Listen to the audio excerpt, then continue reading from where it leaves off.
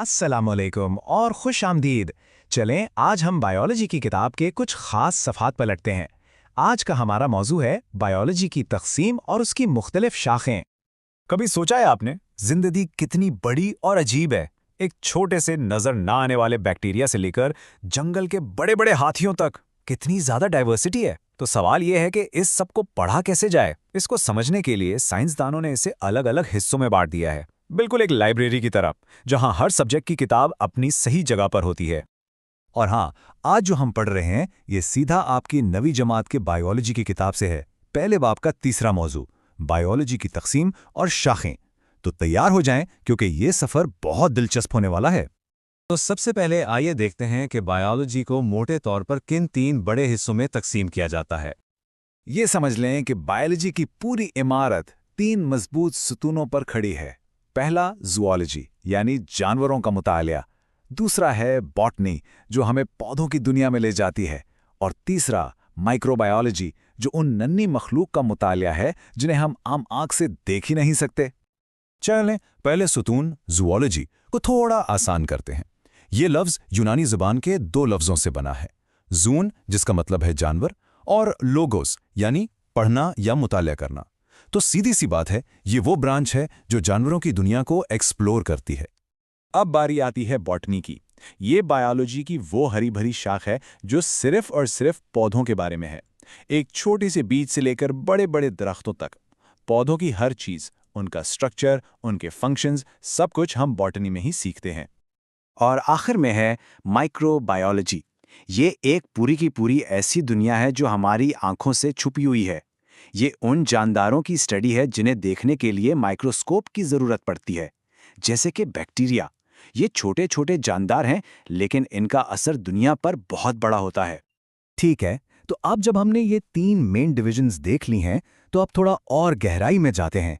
चलें उन ब्रांचेस की बात करते हैं जो जानदारों की साख्त और बनावट पर फोकस करती हैं। सबसे पहले है मॉर्फोलॉजी। ये ब्रांच हमें बताती है कि कोई भी जानदार बाहर से कैसा दिखता है। इसका नाम भी यूनानी जुबान से आया है। मॉर्फो यानी शक्ल और लोगोस यानी स्टडी। मिसाल के तौर पर एक मछली के परों की शेप कैसी है या एक फूल की पत्तियों का डिजाइन, ये सब मॉर्फोलॉजी है।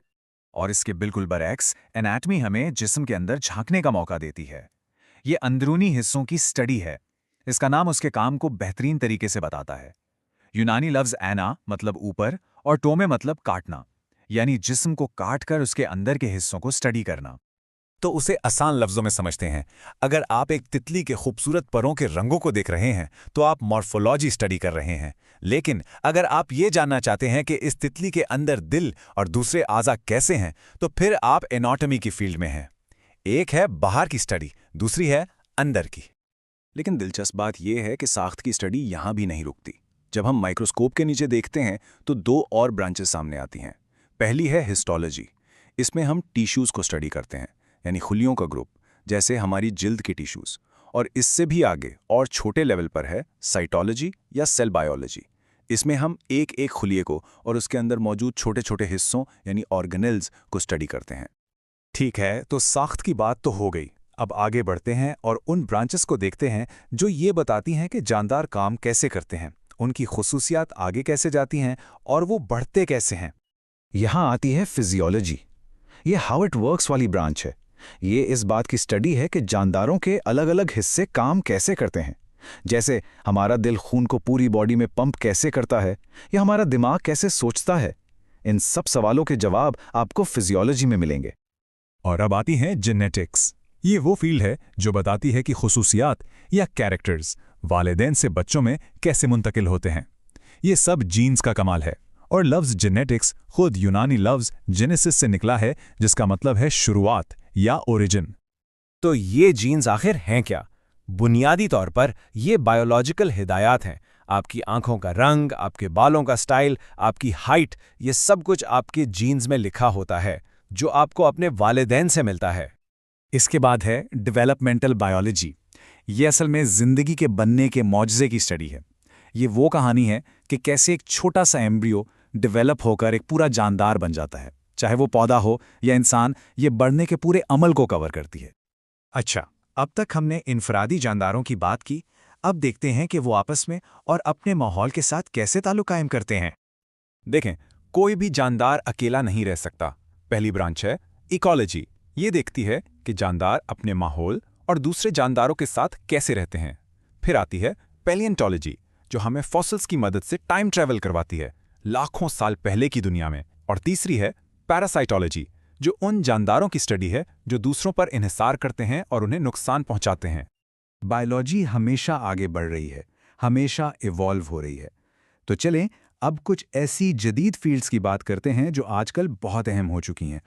इनमें से एक है बायोटेक्नोलॉजी। ये एक ऐसी फील्ड है जहां हम बायोलॉजी को टेक्नोलॉजी के साथ मिलाकर इंसानों के फायदे के लिए इस्तेमाल करते हैं। इसमें हम जानदारों, खासतौर पर माइक्रो ऑर्गेनिजम्स को इस्तेमाल करके दवाइयां या बेहतर फसलें बनाते हैं। इसका मरकजी ख्याल अक्सर जीन्स में रद्दोबदल करना होता है ताकि हम अपनी पसंद के नताइज हासिल कर सकें। और बायोटेक्नोलॉजी का एक बहुत अहम टूल है जेनेटिक इंजीनियरिंग।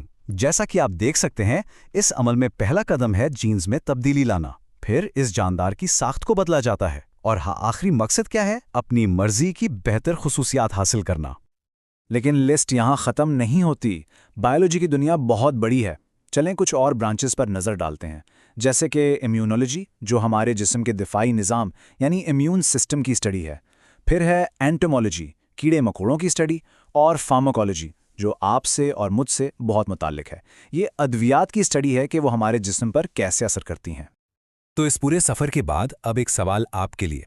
इतनी सारी ब्रांचेस देखने के बाद आपको क्या लगता है, आने वाले वक्त के लिए, मुस्तकबिल के लिए बायोलॉजी की कौन सी शाख सबसे ज्यादा अहम साबित होगी और क्यों? इस पर जरूर सोचिएगा।